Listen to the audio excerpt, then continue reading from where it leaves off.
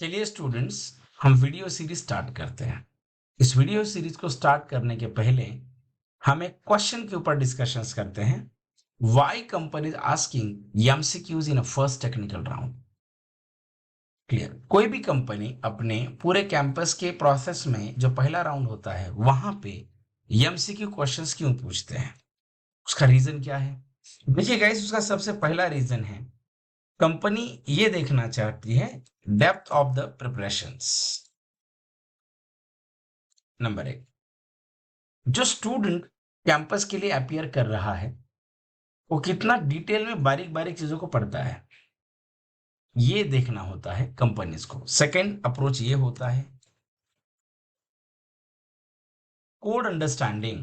Code understanding written by someone, मतलब किसी ने अगर कोड लिखा है तो कैंडिडेट उस कोड को कैसे अंडरस्टैंड करता है। जैसे देखिए, हमें यह बताया जाता है कि इसका आउटपुट निकालिए, उसका आउटपुट निकालिए।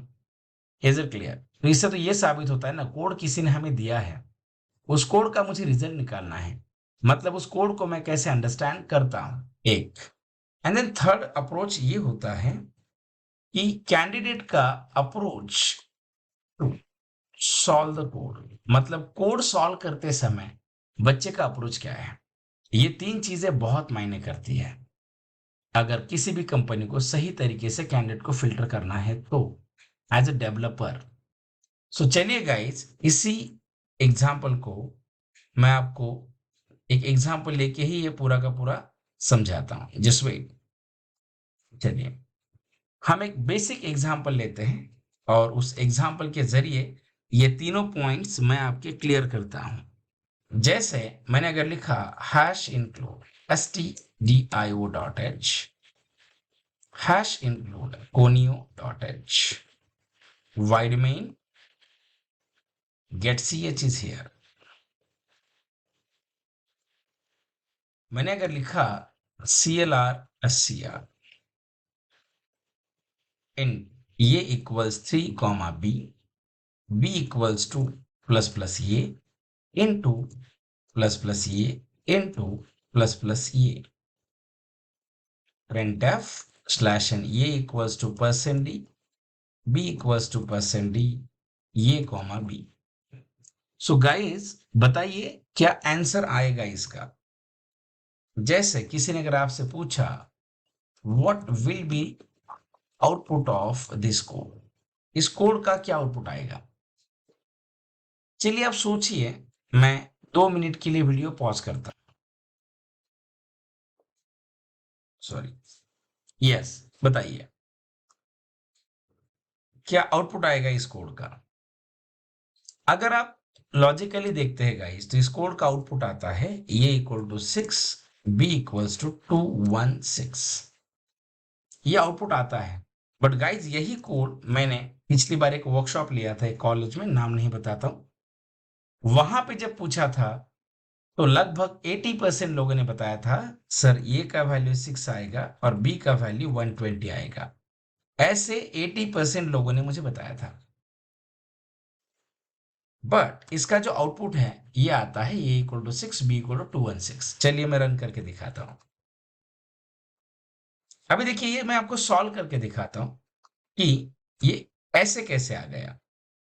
राइट, तो देखिए अभी पहले मैं आपको आंसर निकाल के दिखाता हूं और कैंडिडेट ने वैसे क्यों बताया था ये मैं आपको बाद में समझाता हूं।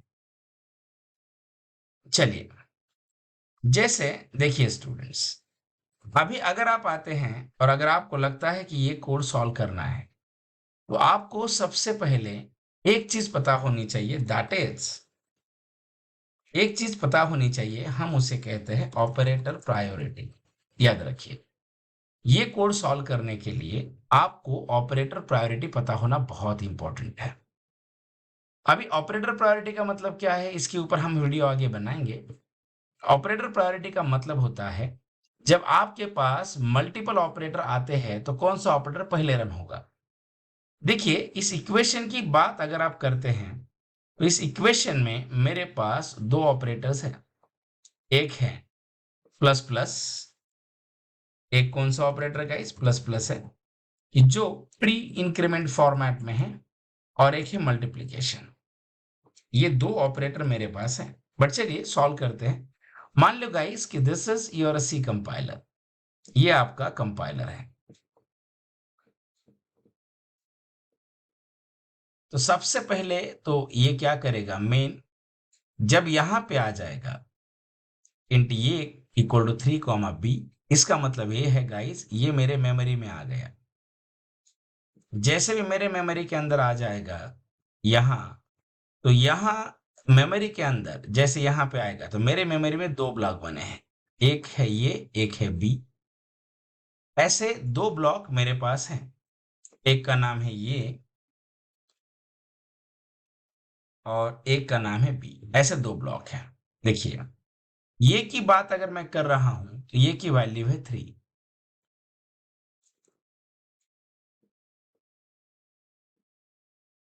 राइट, अब देखिए मेरे पास दो ऑपरेटर्स है, एक है प्लस प्लस प्री एंड एक है स्टार।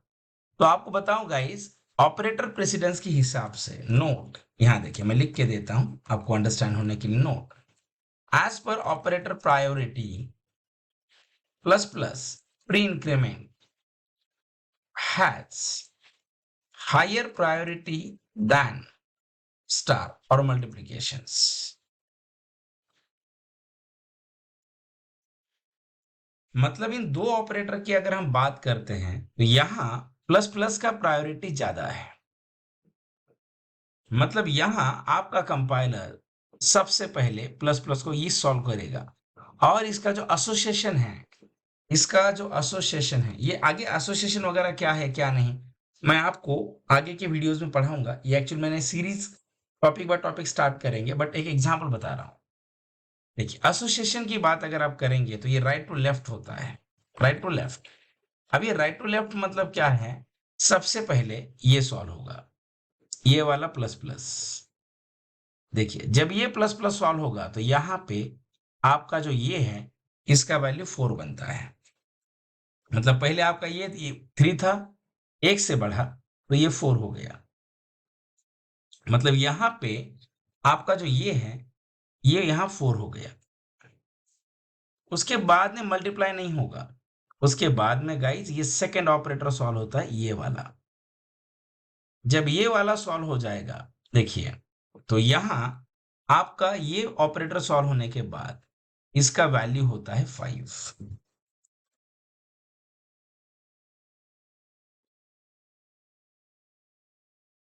इसका वैल्यू होता है 5। और वेरिएबल के हिसाब से वेरिएबल कभी भी लास्ट वैल्यू के साथ जाता है, यहां पे आपको वैल्यू मिलेगा 5।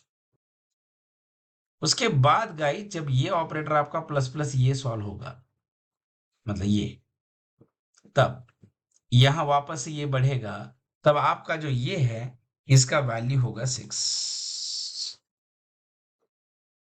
मतलब यहां पे जो ये है आपका, इसका वैल्यू आपका 6 है, याद रखिए। मतलब ये तीनों भी ऑपरेटर आपके सॉल्व हो गए। अभी आपके पास जो ऑपरेटर बचा है ये बचा है मल्टीप्लीकेशंस। तो अभी ये ऑपरेटर प्लस प्लस पूरा कंप्लीट होने के बाद ये का लास्ट वैल्यू क्या है गाइस, ए का लास्ट वैल्यू है 6। और आपको पता है वेरिएबल कभी भी लास्ट वैल्यू के साथ जाता है, इसीलिए ये फाइनल में ऐसे बनेगा। फाइनल में कैसे बनेगा, बी इक्वल्स